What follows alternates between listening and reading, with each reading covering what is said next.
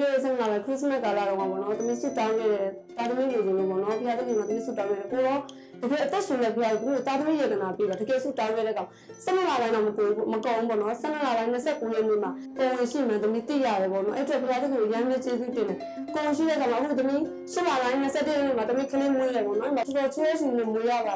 တယ်ဖခင်တခင်ကျေးဇူးတော်လည်းတကယ်ပဲလုံလောက်ပါတယ်ပေါ့နော်သမီးကကလေးမွေးတော့လည်းပတ်စံ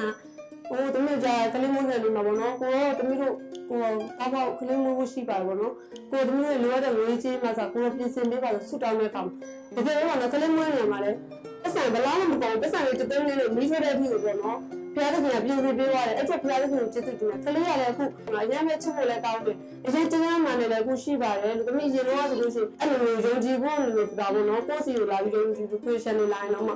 လာပြီးဘာသာဆွဲနေရပါအောင်နောက်တယ်ဆိုပြီးအဲ့လိုမျိုးနေတယ်ပေါ့နော်အခုဆိုလို့ရှိရင်အဲ့လိုမျိုးနေခဲ့ကိုယ့်ကိုအဖြစ်လာမှတင်မိတယ်ပေါ့နော်အခုဆိုဖျားတဲ့ခင်ကကိုယ်အရင်ကောင်းနေတယ်အခုဆိုအခုလည်းလည်းတကယ်ခံကြတယ်မနေ့ကဆိုမှတော့နည်းနည်းနဲ့တော်တော်ခက်ခဲပဲပေါ့နော်သူလိုက်သွားတယ်သူကပတ်စံပြားအောင်ကြံခဲ့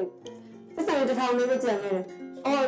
ဖျားတဲ့ခင်ကတမီးဒီပတ်စံတစ်ထောင်နဲ့ထမင်းနဲ့ခလေးနဲ့ချက်လို့မရထမင်းနဲ့ဘယ်လိုလဲစားရမလဲထမင်းနဲ့ဟင်းနဲ့လောလောက်ပဲစားတော့1500လောက်ကုန်မယ်ပေါ့နော်အဲ့ဒီချိန်မှာပဲဟိုတော်ရလာအောင်ရေးကြည့်လို့ပြောရရှိတယ်ခေါ်ရရှိတယ်ခေါ်တဲ့ချိန်မှာသူတို့ကထမင်းယူပြီးတော့နော်အရင်ဟင်းနဲ့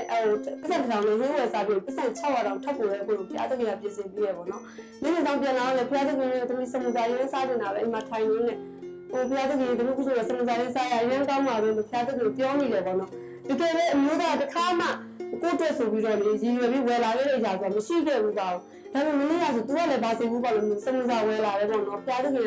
ကတကယ်ပဲကိုယ်စိတ်ထဲမှာပြတ်တူဒါစားခြင်းနဲ့ကိုယ်ရင်ကပြတ်စိတ်ဘူးရတယ်ဖျားတဲ့ခင်အဲ့လိုလေးပဲပြောနေတာနဲ့ဖျားတဲ့ခင်ကပြင်ဆင်ပြီးရပေါ့နော်သူ့ရဲ့တာသမီးတယောက်ရှင်ကမှ तू အငဲမထားပါဘူးပြီးတော့မယုံကြည်သူတွေလည်းပေါ့နော်ဖျားတဲ့ခင်ကတကယ်ပဲကောင်းနေပါတယ်တကယ်ထာဝရဘုရားတကယ်ထာဝရတက်ကိုပြင်းနေတဲ့ဖျားဆိုတာပေါ့နော်သမီးတို့ရဲ့ဘဝနဲ့လောင်းကြီးထက်ရဲပါတယ်ပေါ့နော်သမီးသက်ဆုံးနိုင်ကြီးသမီးတို့မိဘဆိုလည်းမယုံကြည်သူတွေကသမီးယုံကြည်သူဖြစ်တော့မိဘတွေကကဲ့ရဲ့ကြတယ်ပေါ့နော်ဒီကောင်ကဇာမလည်းအရင်ပြစ်တင်ခံရပါဒါပေမဲ့သမီးမကြောက်ပါဘူးဖျားတဲ့ခင်ကသမီးစုတောင်းတဲ့အခါမှာအခုချိန်မှာအမေရစ